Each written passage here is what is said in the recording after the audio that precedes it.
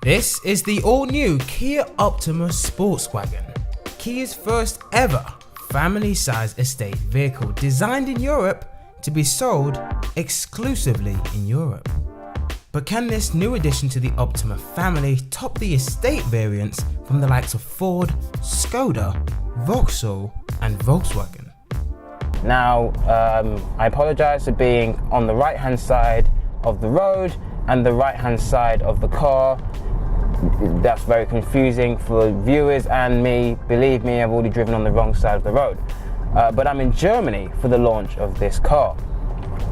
But we're driving UK spec cars. But this is the Optima Sportswagon. This particular model is the GT Line S. Yes, the GT Line S is the top of the range Kia Sportswagon. It has a 1.7 litre turbo diesel engine with 139 horsepower and 250 pounds-feet of torque. This engine is exclusive to the Optima Sportswagon range and propels this model from 0 to 60 miles an hour in 10.7 seconds and onto a top speed of 124 miles an hour.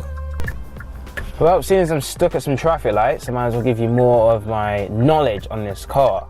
The Optima Sportswagon has a minimum of 552 litres of cargo space, boot space.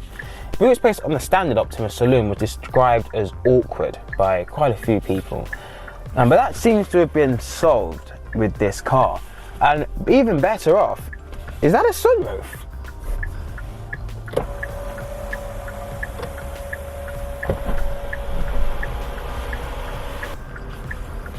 That's pretty awesome. Anyway, back to the boot space. So yes, we've got two underfloor trays within that boot space in the rear. Fold the rear seats down and you get 1,686 litres, done my homework, trying to remember those answers, of boot space, which again is more than generous. So what's the Optima Sportswagon like to drive? Well, I'm gonna have to close this, otherwise it's gonna hear nothing but wind. It feels good to drive, it feels capable. I mean, it's not the most powerful car, but it feels good. I really like it. It feels brilliant. You're probably thinking, oh God, it's even bigger now, but it is actually the same length and width as the Optima. The only difference is it's 5mm taller thanks to the roof rails. In comparison to the Optima Saloon, it's an improved and more refined drive. In Sportswagon form, it has a larger boot space than the Vauxhall Insignia Sports Tourer, the Ford Mondeo Estate and even the Mazda 6 Tourer. This GT Line S includes wireless mobile charging, as I found out, a tilting and sliding panoramic sunroof, tons of safety tech from autonomous emergency braking to rear cross traffic alert, and a whole host of interior luxuries. This car has got some cool features. It's got this camera view. You can take off the sat-nav. Maybe you can't do it over a certain speed.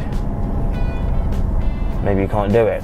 But earlier, you press this camera button and you get all these different camera angles, almost like a 360-degree view of the car while it's moving. On a Kia! That's incredible! The Optima Sportswagon is certainly an impressive package. However, this top-spec GT line costs £30,595. Now this is cheaper than the top-spec Ford Mondeo Estate and the top-spec VW Passat Estate, but it does cost more than the Vauxhall Insignia Sports Tourer and Mazda 6 Tourer. So, do you buy the Sportswagon over its segment rivals? Personally, I really like the character, the style and the flair that this has.